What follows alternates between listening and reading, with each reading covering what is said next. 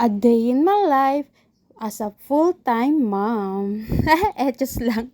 Ginagaya ko lang yung mga sikat na vlogger sa kanilang entry. At hello, magandang araw sa inyong lahat. At ito nga ang aking ulam for today's video. Kasi nag-crave na naman ako sa tuyo. Pero alam niyo yung tuyo na to, itong sapsap talagang pinaka-paborito ko sa lahat ng tuyo. Kayo din ba? Anong paborito nyong tuyo? Ito talaga kasi kagabi ko pa to binili. Kasi sabi ko mag-uulam talaga ako bukas ng umaga ng tuyo. Kasi matagal-tagal na rin akong hindi nakakakain ng tuyo. Kasi ako lang at ang asawa ko ang kumakain ng tuyo. Yung mga anak ko hindi kasi sila kumakain. Ayan, at nilagay ko na ngayon dyan sa mainit na kawali na may mantika at syempre binaliktad ko yun na rin yan katulad ng pagbaliktad niya sa'yo. Just lang mga kabudol. At syempre atang itlog, hindi rin mawawala yan. Hindi ko na lang pinakita ang pagpiprito ko ng itlog, nasunog pa nga. At iyan na nga mga kabudol, tapos na nating lutuin. Ginilid ko na lang para tumulo ang mantika niya. At ayan, nailagay ko na siya sa aking Japan surplus na platito. Ayan, nag-promote pa. At syempre, hindi mawawala ang aking kape.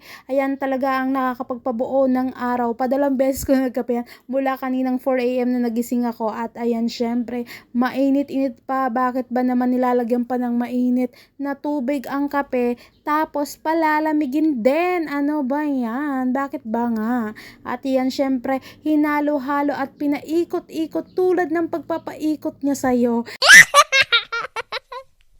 At ayan mga kabudol nga, syempre ilalapag na natin ang toyo at hindi mawawala ang masarap na sausawan natin guys. At ayan ay ang suka. Andyan na, syempre ilalagay na natin yan. Alam nyo ba yung suka na to, masarap to guys. Binibili to ng daddy dun sa customer niya.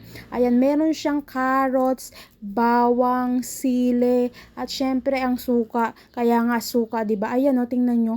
Ayan ang kulay niya. Oh, 'di ba? Ang sarap niyan lalo na kapag meron kayong mga toyo, tapos Shanghai. Ay, saktong-sakto.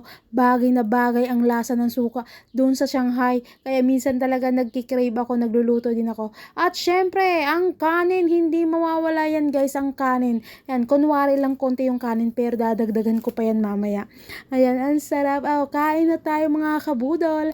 At yan na po ang aking naluto. O, diba? Kayo rin ba, ginagawa nyo rin ba, sinasabaw nyo ang kape sa kanin? Ako talaga guys, nung bata pa ako, sinasabaw ko talaga yung kape sa kanin kasi masarap talaga siya. Pero dati, wala talagang creamer. Syempre, mahirap, wala ka naman pera. Ang ginagawa namin, nagkakayod kami ng nyog. Tapos yung gatanon, yun yung aming nilalagay sa kape. At ayan na, kaya nagiging gatas. At syempre, kakain na ako. Ayan mga kabudol, tara na mga kabudol, kain na tayo. Thank you Lord po sa blessing. Complete set na ang ating umagahan. At maraming salamat po sa inyong panonood.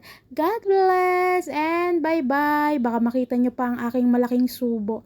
Ayan, sarap na sarap. Pati ulo ng ng tuyo, kain dyan, walang tapon. Ayan, thank you so much. Approve na approve. Bye-bye.